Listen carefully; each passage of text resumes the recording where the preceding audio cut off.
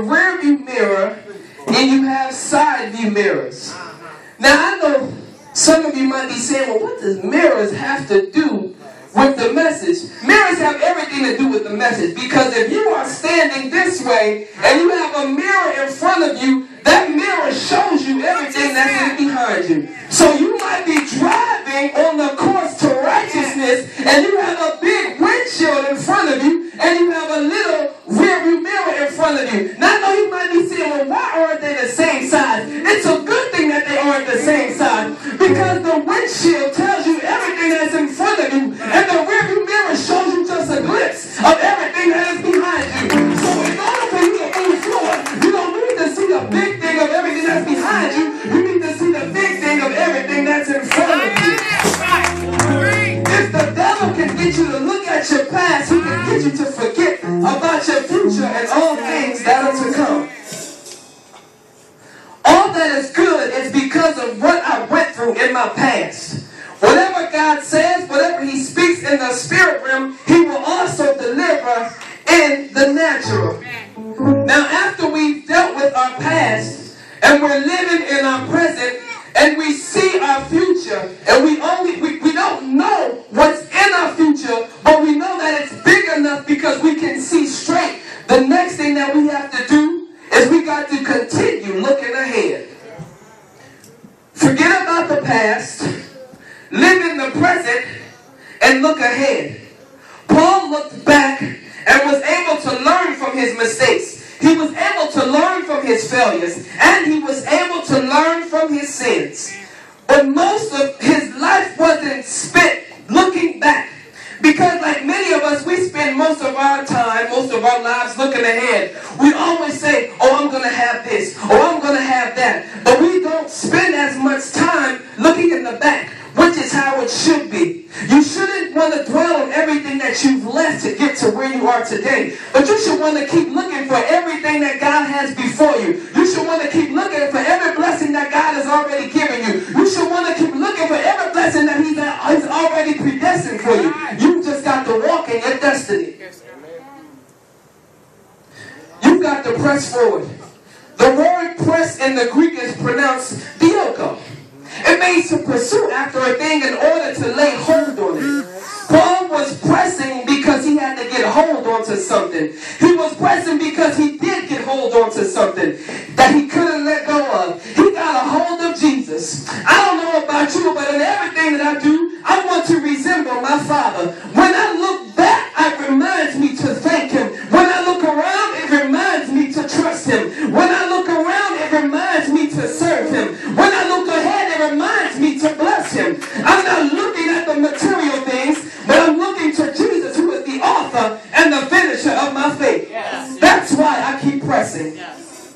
I keep pressing because I can't stop reaching. I keep pressing because I can't stop pursuing. I keep pressing because I can't stop holding on. Yes. We are children of the King. We were born to win. It is our destiny to make it. In order to get to your destiny, you are going to have to put some work into it. You're going to have to do something that you've never done before to get somewhere that you've never been before. Look at your neighbor and say, you got to use what you got. You got to use what you got to get what you want. To get what you want. Amen. Let's take a look at sports. I don't really like the guy, but I know some people in the room like LeBron James, so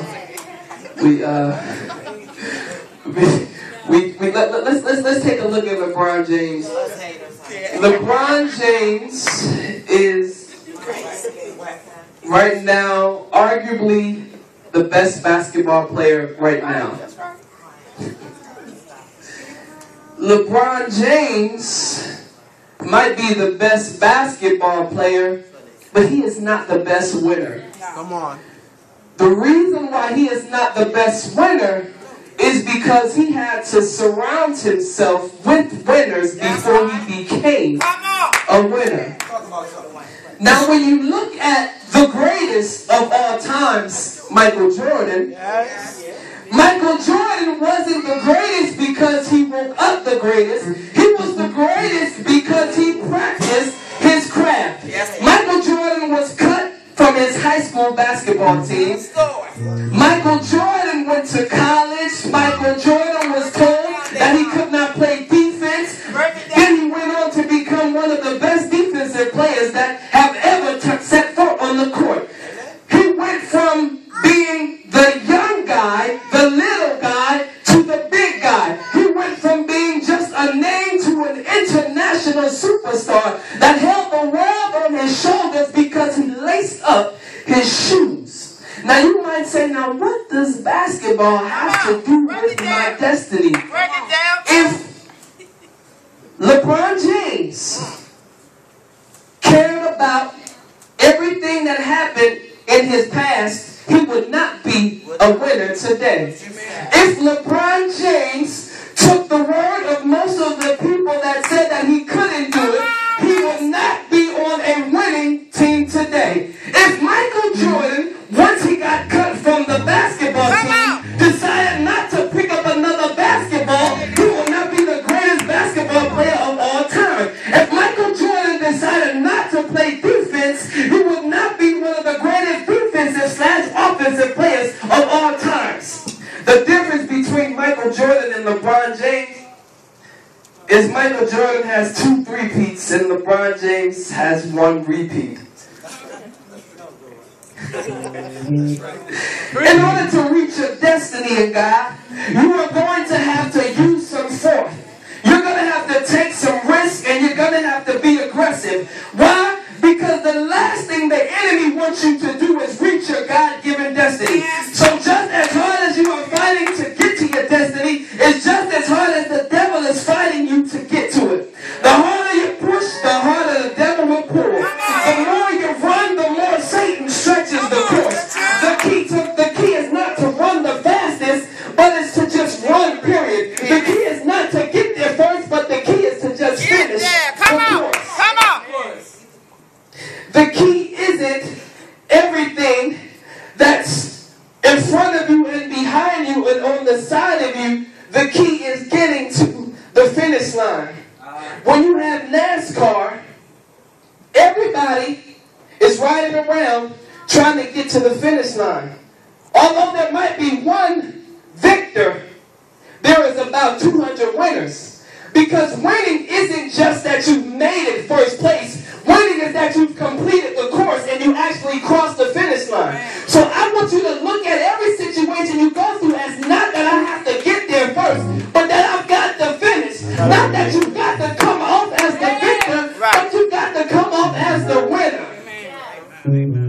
Muhammad Ali was the conqueror, but his wife was more than a conqueror because she lived like Muhammad Ali, she drove like Muhammad Ali, she dressed like Muhammad Ali, she had Muhammad Ali's money, but she never had to throw a punch. Come on. You got to forget about your past and look at your future. You already have the victory. The curse is broken and the battle is already won. Get ready, get set, and go. It is time for takeoff. It's time to walk into your destiny. It is time to get everything that God has for you. The devil might have knocked you out, but he didn't knock you down. Look at your neighbor and say, neighbor, he tried it. He only has the power to present the trial and the test, but he doesn't have the power to keep you out of the race. God has given you the victory, and all you have to do is walk in it. You are no longer in bondage. You are no longer a prisoner of your past. It is time to kiss the past goodbye. Everything that you went through up until this point has made you everything that you're going to become. The past said you can't, but the future says you will. The come on, sir. Nothing, but the future says you're everything. The past says you're dead, but the future says you shall live. The past created the problem, but the future cultivated the promise. So if you already know it's done, what is there left to do? You've got to thank God in advance. The next thing that happens to me is going to be the greatest thing that I've ever been through. The next thing that God blesses me with is going to be the greatest blessing that I've ever received. The next blessing that I get is going to be the greatest blessing from God. The next house that I get is going to be my home. The next job that I get is going to be not just a job, but a career. The next thing that happens to me is going to be the best thing that has ever happened to me. I'm going to forget everything that has happened to me. Everything from the time that I was born up until today is old. Everybody's standing. We're done.